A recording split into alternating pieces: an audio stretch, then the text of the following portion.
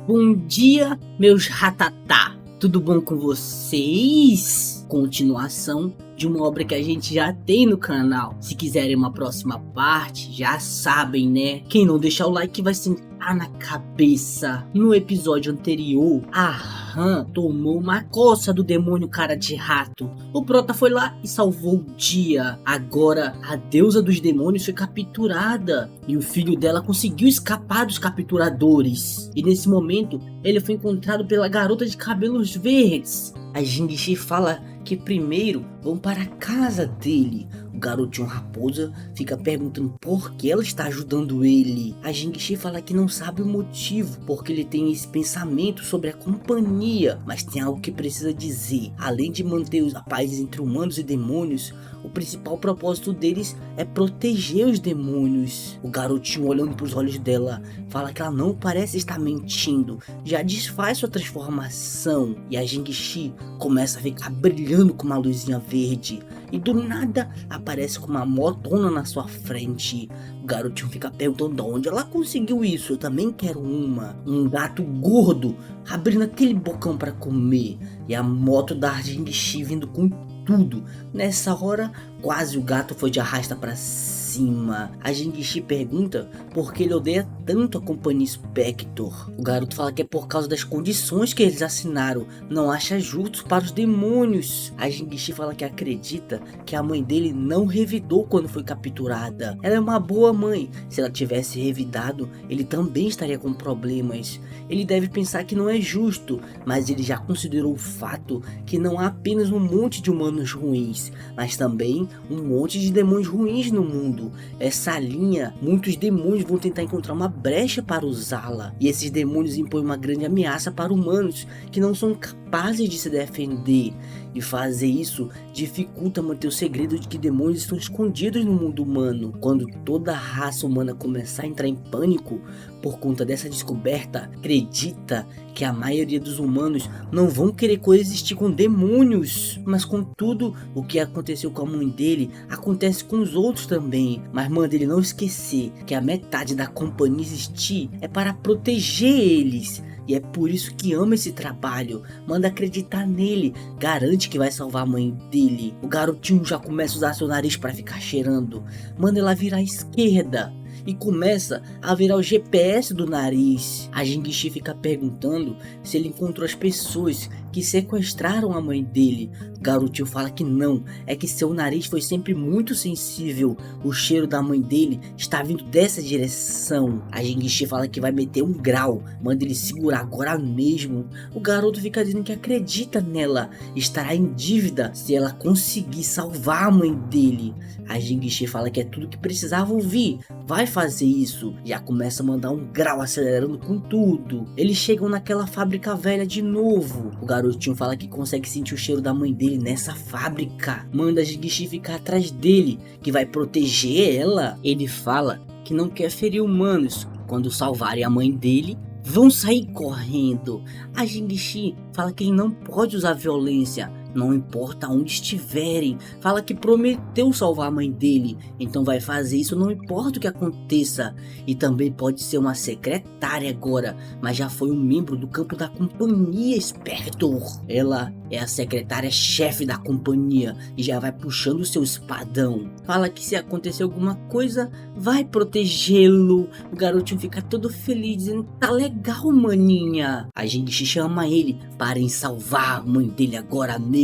O garotinho fica falando que consegue sentir o cheiro vindo de dentro dessa fábrica. A Jing-Shi fica perguntando se ele tem certeza. Não parece ter ninguém nesse local, tá vazio. A única coisa que ela sente é o cheiro de combustível, e bem forte. Acha que algum caminhão grande esteve por aqui, e tem até um buraco grande no teto. Acha que talvez ela tenha escapado. O garotinho começa a cheirar o chão, igual como se fosse um cachorro.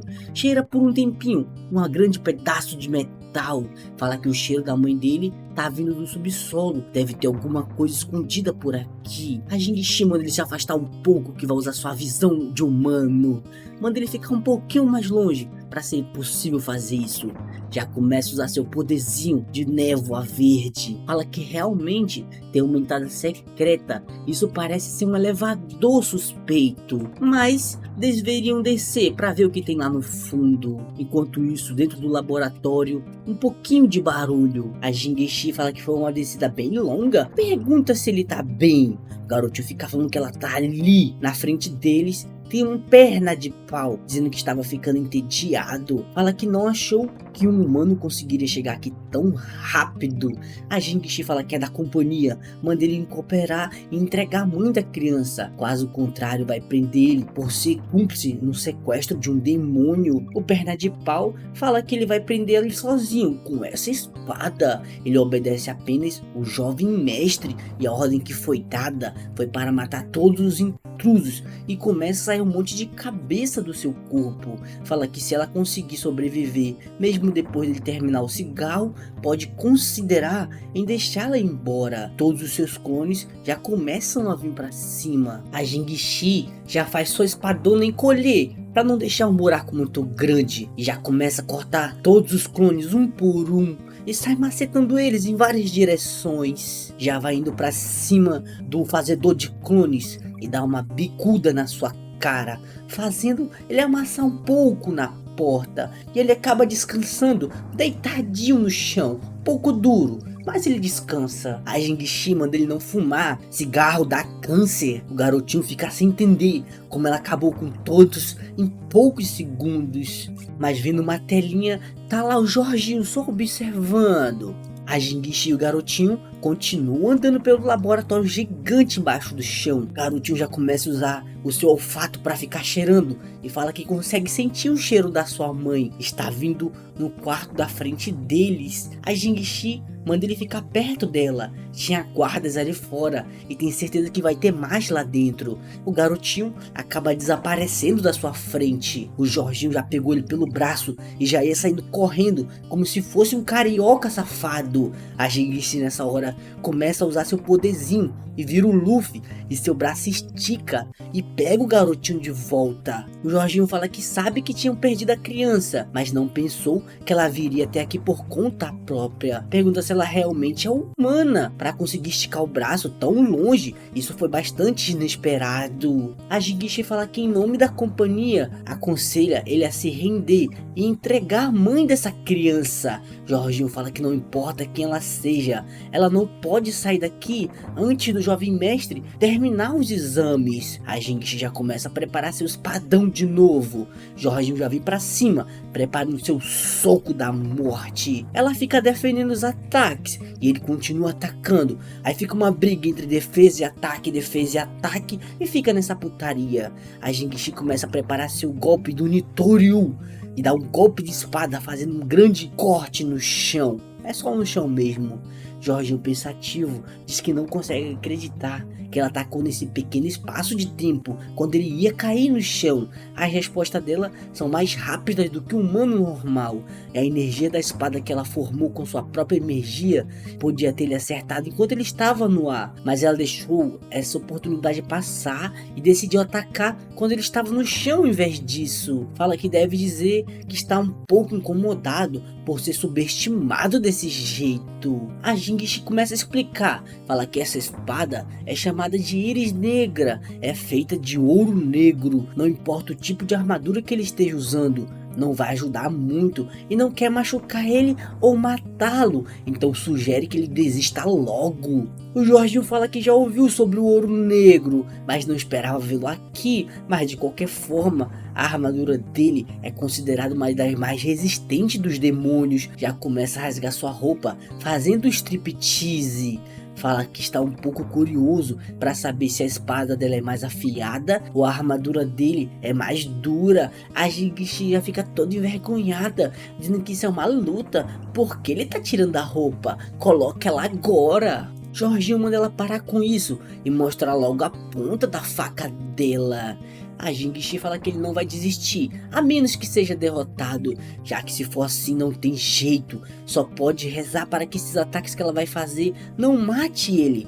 Começa a ficar rodando como se fosse o Luffy no mesmo local, e já vai indo pra cima com tudo. Jorginho fala que nada aconteceu. acha que ela estava apenas fingindo. Só agora a Jingxi termina o seu ataque. Corte horizontal, laço demoníaco, um golpe que floresce. Vários ataques verdes começam a ir na direção do Jorginho e faz uma grande explosão. A Jingxi fica falando que espera que ele não tenha se machucado feio, mas deve ser seguro lá dentro agora. O garotinho fica falando: ok, vamos lá. Pensativo, diz que ela realmente é boa. Primeiro, ela fez uma moto aparecer do nada, e segunda, descobriu uma entrada secreta. Ela não é apenas uma boa lutadora, também consegue até esticar seu braço e aumentar a sua arma. Fica se perguntando quem exatamente é essa garota, mas sua vista começa a ficar toda embaçada e ele começa a ficar caidinho. A Jingxi fica perguntando o que aconteceu.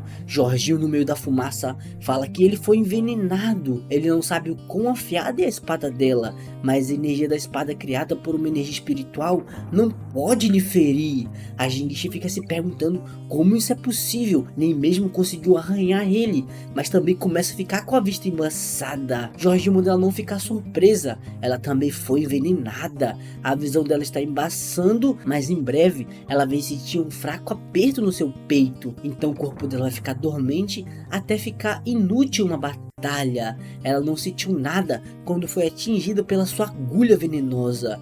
Quando pegou o garoto, teve tempo suficiente para injetar toxina em corpo dela e do garoto. Jingxi fica falando que isso é golpe baixo, como ele pode fazer isso? Jorginho fala que o veneno que usou é fraco e não tem letalidade. Ela não vai morrer. O trabalho dele é apenas evitar que qualquer pessoa entre no laboratório. Quando o experimento estiver completo, vai soltar eles. Vai injetar outra toxina que fará ela esquecer de tudo que aconteceu aqui. Quando seu destino ia chegando perto, a Jingxi vira uma bomba de fumaça e faz todo o local ficar coberto. Jorginho fica perguntando para onde ela foi. Os dois desapareceram. É a primeira vez que uma presa escapa dele. Quem era aquela mulher? Mas no chão dá pra ver apenas uma formiga perto do seu pé. Mas na verdade não era uma formiga. Era Jingxi dizendo que está perdendo a consciência. Tem que sair daqui antes de desmaiar. Ele é a única pessoa que pode salvar a mãe desse garoto. A Han no quarto perguntando se as coisas que escutou realmente é senso comum. O Prota fala que ela fez um bom trabalho na casa mal assombrada. Se não fosse por ela, não teriam completado a missão, porque esse cara no corpo dela pode ver as coisas que ele não consegue detectar. Por exemplo, aquela vez com o espírito do feijão. Se não fosse por ela, ele não saberia que um guerreiro Fangshan existe nesse mundo. Selou o gol consciente, mas se ele sair hoje à noite novamente, acha que não será fácil. Mas tudo bem, ela está segura enquanto estiver com ele. Agora precisam planejar algo para esse gol. Se ela quiser entrar na companhia, deve ter algum senso comum, como as categorias diferentes dos monstros. Existem 4 categorias de demônios: espíritos, fadas e monstros e deuses. Espíritos, a maioria deles é formado pela obsessão de ressentimentos de pessoas quando elas morrem. Humanos comuns não podem vê-los, só se movem à noite, em lugares escuros. Cuidado quando forem desligar a luz, tá? As fadas são formadas quando as plantas e seres inanimados absorvem a energia espiritual de outros organismos vivos por um longo tempo. E os monstros, esse monstro é meio estranho, mas tudo bem, são formados quando animais cultivam energia espiritual por si próprios. Eles se movem durante a noite e dia. E os deuses são os seres que apareceram antes dos humanos. Eles possuem um enorme poder destrutivo e eles se movem durante o dia e a noite. A Han fala que existe diferentes tipos de monstros, o que é exatamente energia espiritual. Ela disse mais cedo que ela também tem isso, mas como é isso? Prota fala que todos os seres têm energia espiritual. Ela pode imaginar isso como algum tipo de força misteriosa. Para os humanos, essa força é chamada de energia espiritual. Para os demônios, é conhecida como energias demoníacas. Todos os humanos nascem com energia espiritual, mas eles não ativam. É como se ela estivesse presa dentro de um baú. Mas um dia, o baú abre de repente, e você se torna dotado de poderes sobre-humanos. Entretanto, grande parte da energia espiritual das pessoas não é ativada, a menos que ela comece a cultivar. Claro que tem uma pequena parte de pessoas que já nasce com ela ativada. Elas são pessoas com superpoderes do filme. Fala que ele chama aquelas pessoas de andarilhos. A Han fala que agora se lembra, o idiota de cabelo vermelho se chamava de andarilho também. O prota fala que eles geralmente não entram na companhia. Alguns optam por serem guarda-costas de ricos, para não serem rotulados lá fora. Muitos deles escondem seus poderes. Capturar espíritos e demônios é um trabalho secreto e muito importante. O quartel-general não deixa qualquer pessoa entrar nas suas forças especiais. Então, se ela não é de alguma seita e quer entrar na companhia, precisa ser recomendada por alguém de alguma seita. Mas manda ela não se preocupar, o mestre dele pode recomendá-la, já que o mestre dele é... Quando ele ia terminar sua frase, a Han já começa a dormir no seu ombro. O prota fica sem entender nada, com um olhar de surpreso, fica dando uma olhadinha de desconfiado. A Yaya já tá com o celular na mão, tirando aquela fotona deles. Fala que eles são uma combinação perfeita. Agora está indo pra cama dormir. O prota fica sem entender nada, porque de repente está com essa sensação estranha de novo. É que nem quando viu ela chorando na casa assombrada aquela noite. Nunca sentiu isso antes. Se pergunta por que o mestre dele queria que ele ficasse longe de mulheres, mas isso é estranho. Seu coração começa a ficar batendo cada vez mais rápido. O prota fala que seu coração tá batendo que nem louco. Já começa a dar uma ombradinha para empurrar a Han de perto e deixa ela jogada de lado. Ele fica se perguntando se está ficando com deficiência de que está sofrendo, só pode ser isso. Não acha que foi algum erro na prática de cultivo, mas do nada escuta um bate-bate na sua porta. Assim que vai abrindo com uma carinha de desconfiado, a Jing-Shi já vai caindo em cima dele. Ela só consegue falar o nome dele.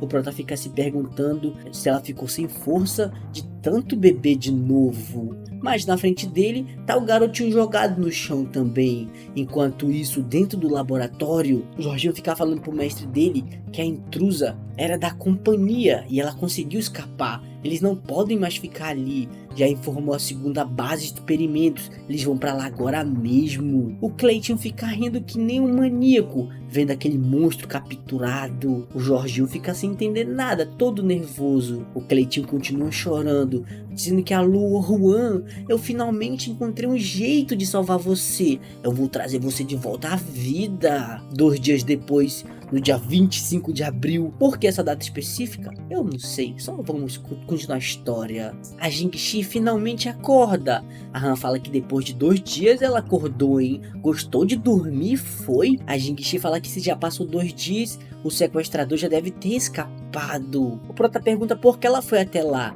Ela deveria ter informado a senhorita Long.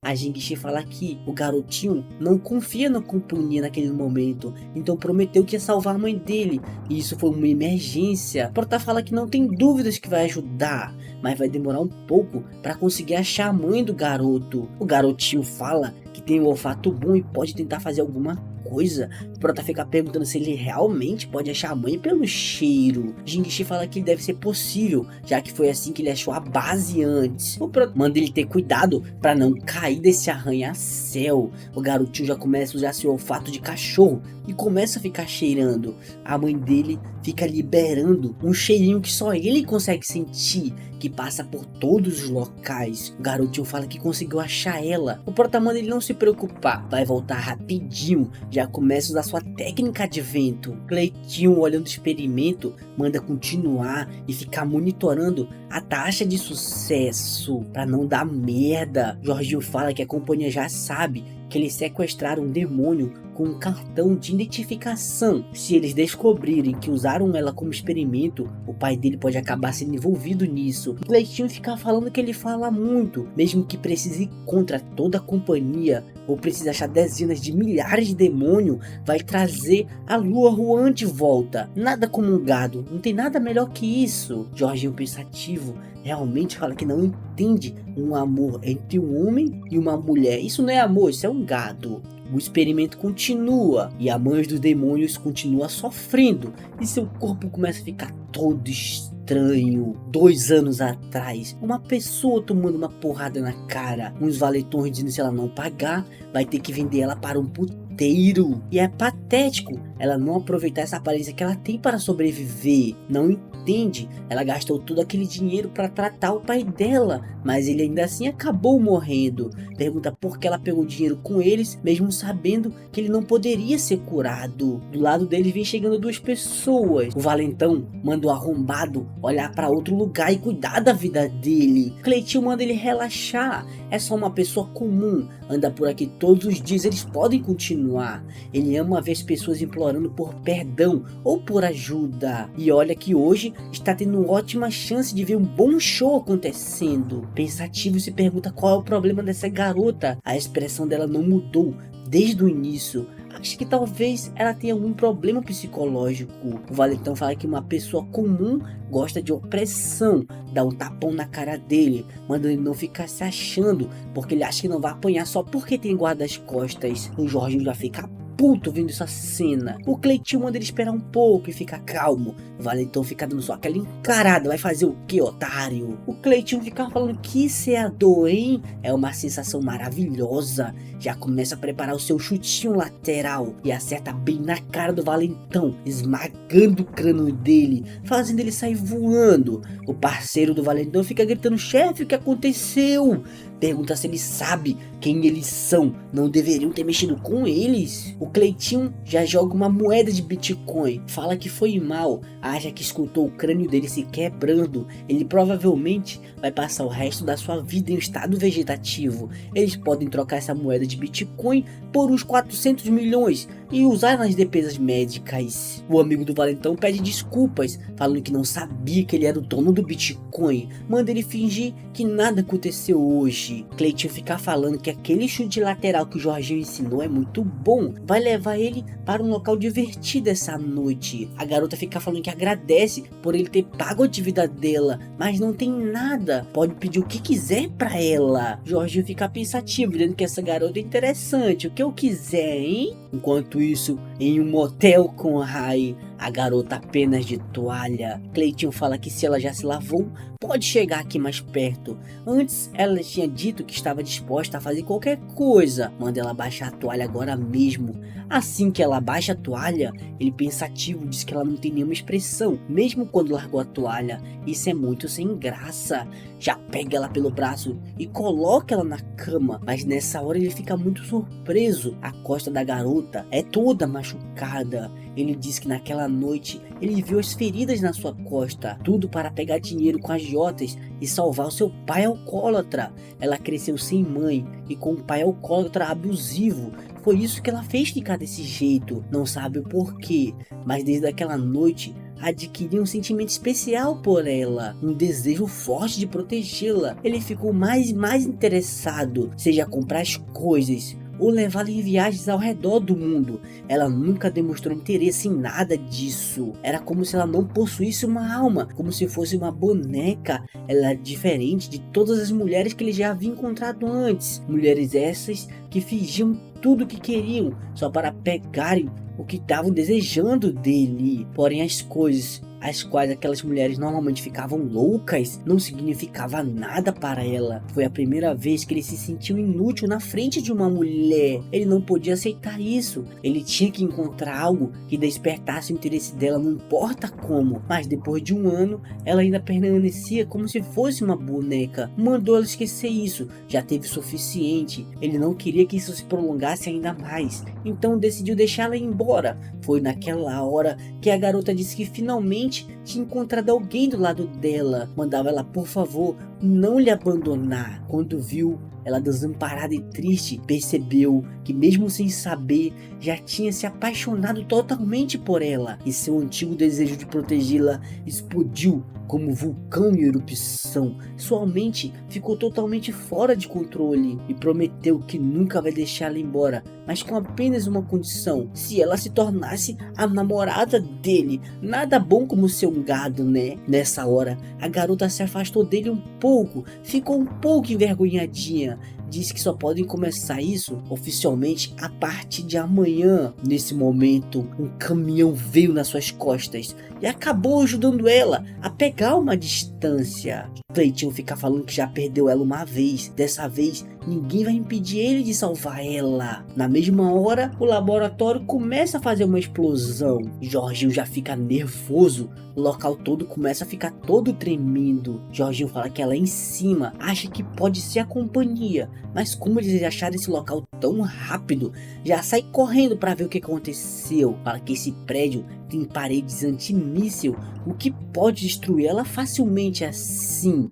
Quando ele olha na frente, já tem um buracão no teto. O Prota fala quem sequestrou a garota do menino. Manda entregar ela agora mesmo, ou vai espancar eles até que eles ficam sem serem reconhecidos. O Jorginho já vem pra cima preparando o ataque. O Prota manda eles serem rápidos, tem que voltar porque ainda quer jantar. O Cleitinho continua com seu experimento, mandando trazer aquele cara que ele tinha guardado. Fala que encontrou o motorista do caminhão. Ele inventou uma história para tentar se safar, dando uma desculpa. Fala que ela vai renascer logo logo. Ele precisará do sangue de um humano para estabilizar seu corpo recém-nascido. Manda ela desfrutar dele após renascer. Luo Juan, ela tá dentro de uma bola gigante. O Cleitinho já ia usando seu dedinho de novo, mas a sua unha tava fraca e ela quebra antes mesmo de tocar no pescoço do Prota. Ele fala que seu ferrão quebrou antes mesmo de tocar na pele dele. O Prota já se vira e dá um tapão na cara dele, perguntando o que caralhos ele pensa que tá fazendo.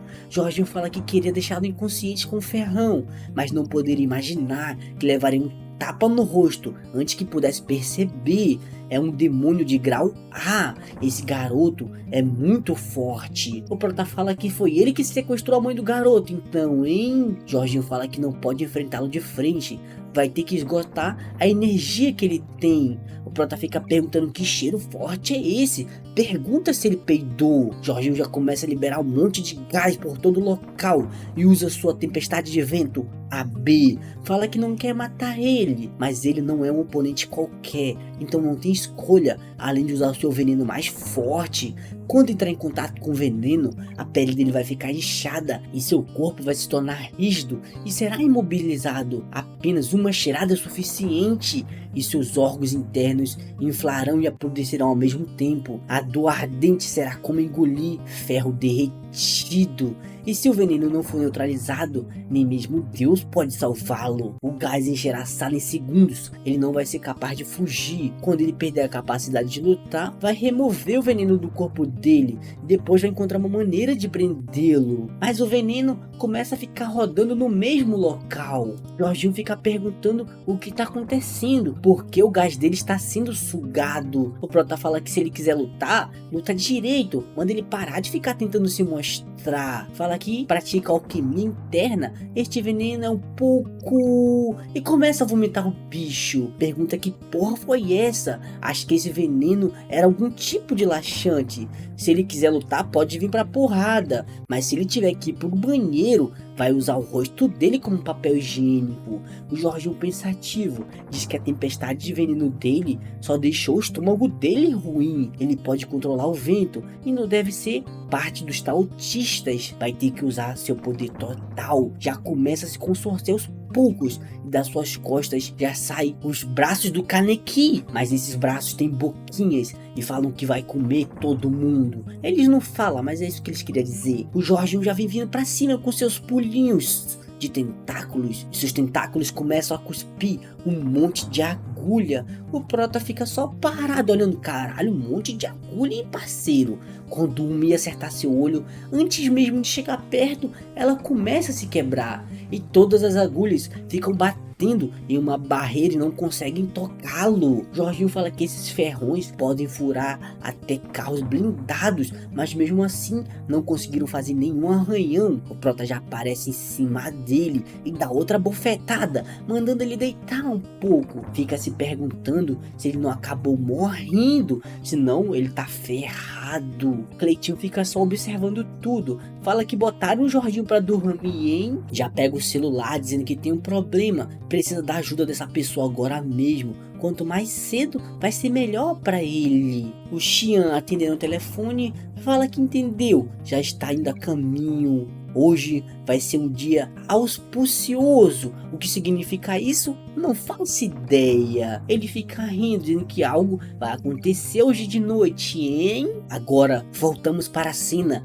onde a garota se afastou um pouco e do nada apareceu uma rua para ela ser atropelada. Ela fala que esperou 1 ano para ele finalmente se apaixonar por ela, um sorriso maligno na sua cara. Então fala que amanhã será o primeiro dia de namorados deles. Nessa hora o caminhão vindo e o motorista fala que essa vadia louca colocou ela nessa situação. Então se é assim, ela precisa morrer como planejou. Esse motorista era um namorado que ela usava também e agora ele está preso, sendo refém, sem saber a verdade. Na frente dele, cada vez mais o ovo vai ficando veiudo e um aviso que a forma de vida lá dentro está em grande perigo. Do ovo veiudo já vai saindo uma mãozinha. O Pro tá indo embora, fala que esse cara provavelmente é um demônio de classe A. O empregador dele deve ser alguém importante para conseguir contratar alguém desse calibre. Talvez hoje ele consiga uma boa captura, mas do chão já vai saindo um tentáculo gigante. O Prota fala que foi descuidado, mas mesmo assim esse ataque não foi ruim. O tentáculo vira uma cobra, diz que contanto que consiga se mover, ele não vai dar um passo naquela porta. O Prota fala que gostaria de ficar brincando, mas está aqui para salvar alguém, então é melhor terminar isso rápido. E também está ficando com um pouco de fome, já dá-lhe um porradão na cara da cobra. A cobra fica apenas parada olhando. O Prota fala que seu soco não deixou nenhum arranhão, hein? E na mesma hora já tomou o ataque do rabo da cobra e é mandado longe, como se fosse um pedaço de papel. Mas a cobra já tenta dar outro ataque quando ele ainda tá voando e acerta ele em cheio na parede e começa a ficar dando um monte de pirocado de rabo.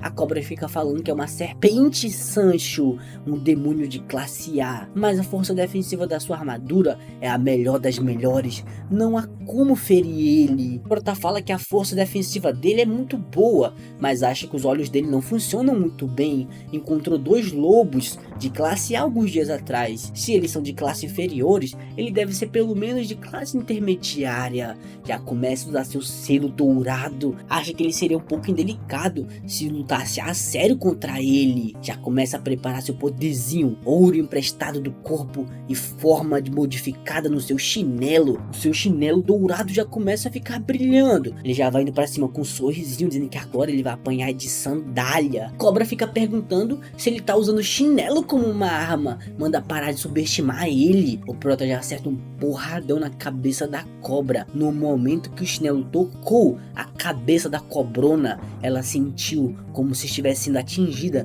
na cabeça por um grande meteoro gigante. Ela acaba indo deitar mais uma vez no chão e fazendo o local todo ficar destruído. O Prota fala que não está menosprezando ele por usar um chinelo, mas ele teria morrido se ele acertasse um soco dele. Já vai quebrando a porta, porque não dava para abrir. Pergunta quem sequestrou a mãe do garotinho. Apareça agora mesmo. Já fica nervoso, dizem que agora ficou com grandes problemas. O Xian falando que está um pouco atrasado, espera que ele ainda esteja bem uma hora dessa. Realmente está indo para uma noite auspiciosa. Enquanto isso, na casa do Tang, todo mundo preparando um banquete e Aya tirando foto para postar no Instagram. A Han fala que costumava viver sozinha, então sabe fazer todos os tipos de tarefas. Fazer essa comida não é nada. A Jingxi fica falando que é bom comer essa comida, mas por que ele não tá comendo nada? O garotinho fica falando se realmente aquele homem pode salvar a mãe dele. Acha que eles têm muitas pessoas lá. A Han manda ele não se preocupar com isso. A Yaya fala que os demônios capturados pela companhia são classificados em 4 graus: A, B, C e D. E abaixo de cada grau há 3 categorias, por exemplo, grau A superior, grau intermediário e grau inferior. Em todo o estado de Luzen, há apenas 10 oficiais de grau A. 3 desses graus são superiores. Um demônio de grau S precisa de pelo menos 5 oficiais de grau A para derrotá-lo. Contudo, um oficial grau A de superior consegue fazer isso sozinho.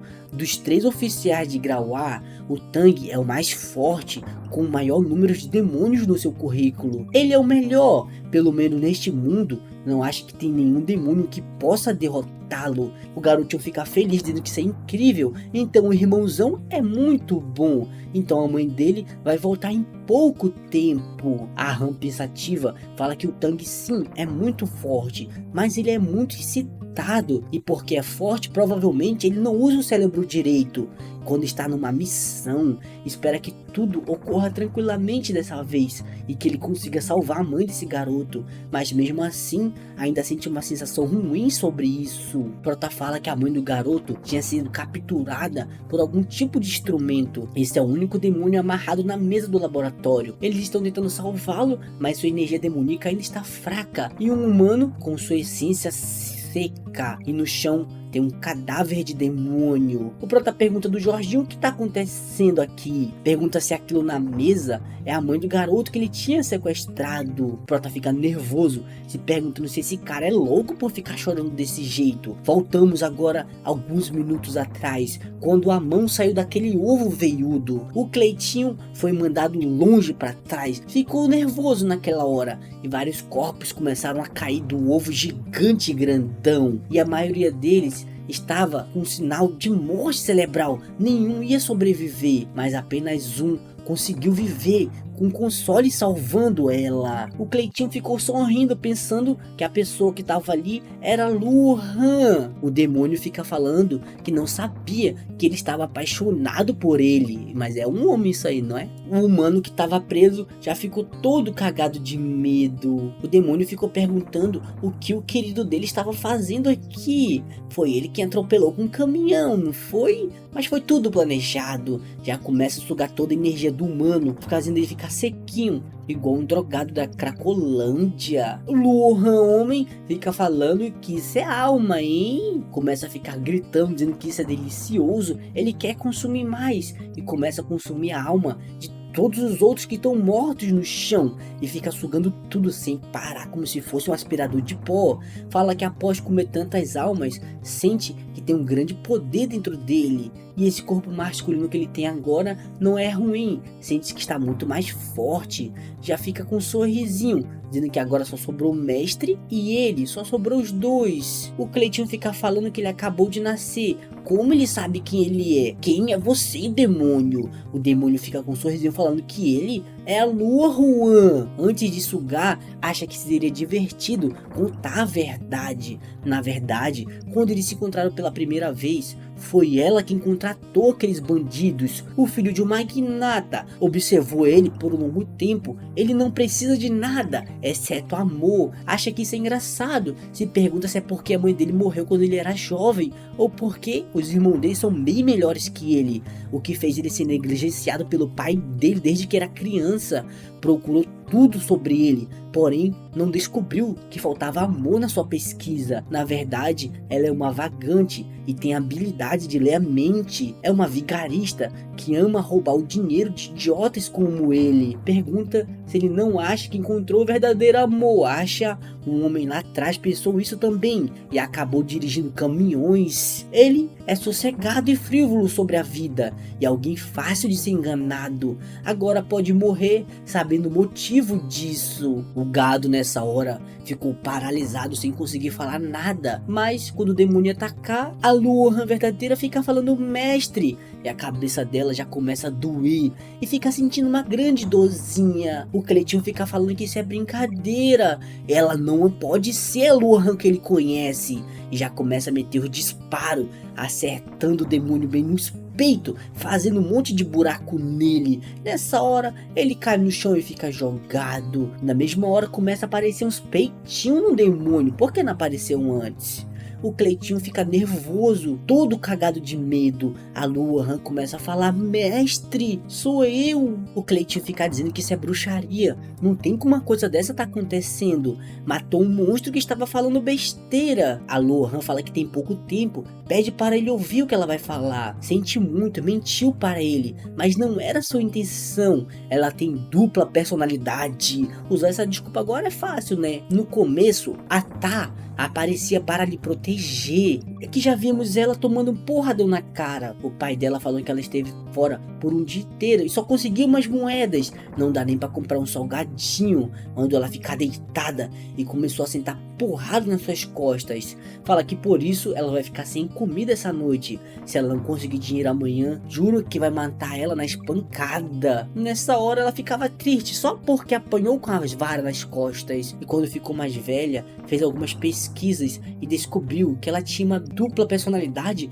por causa do seu trauma de infância e um mecanismo de defesa que apareceu para ele defender. Também há outra teoria que, como resultado de uma supressão de emoção ao longo do prazo e não sendo capaz de encarar a realidade, o cérebro ativa um mecanismo para proteger a pessoa. Ela cria outra personalidade e foi nessa hora que a Tá apareceu. Com muito ódio no coração, o pai dela dormindo de boa depois de dar uma surra, ela muito puta, olhando pela porta. No outro dia, quando acordou, percebeu que já tinha deixado seu pai e estava vivendo numa casa melhor do que antes. Mais tarde descobriu sobre a Tá. Ela disse que protegeria ela e não deixaria que ninguém machucasse, e falou que elas se tornariam a mulher mais rica do mundo. O que ela não sabia era que a Tá enganaria os outros por dinheiro, e a Tá podia ler as mentes das pessoas, então podia fazer os homens se apaixonarem com facilidade. E a Tá também é assustadoramente inteligente.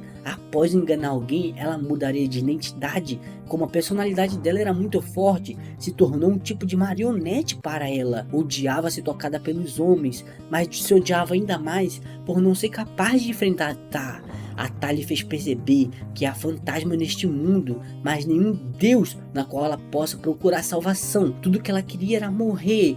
Então apareceu ele, o jovem mestre, e fez perceber que um Deus ainda existe. Independentemente de quais eram as intenções dele, ele foi o único que não tocou ela e ainda permaneceu disposto a ficar do lado dela. Foi uma boa pessoa e queria dizer isso. Contudo, não conseguiu escapar do controle da Tá, então nunca foi capaz de dizer essas palavras.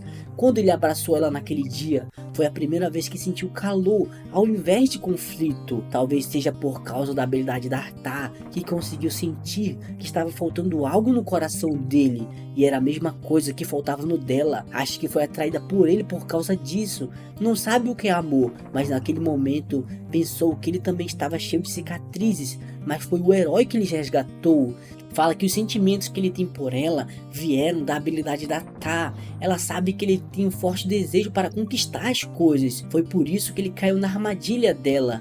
É apenas uma meia mentira. Um ninguém que tem uma personalidade cruel dentro do seu corpo não merece estar com ele. O Cleitinho fica falando que mesmo assim ainda gosta dela. Pergunta se a Tá fez ele se sentir dessa maneira também. A Luan fica rindo, dizendo que se realmente existia um Deus e na próxima vida deles, espera que eles fiquem juntos. O Cleitinho ficou abrindo em desespero nessa hora, só porque a pessoa que ele amava estava morta na frente dele, e ele ficou gritando que nem um maluco nessa hora. Prota fala que o demônio no chão tem muitas feridas, a bala nessa arma deve ser feita sobre isso. Esse tipo de munição só pode ser feita por uma companhia de armas, que fornece armas e equipamentos para oficiais de alto ranking da companhia. Pergunta quem é ele.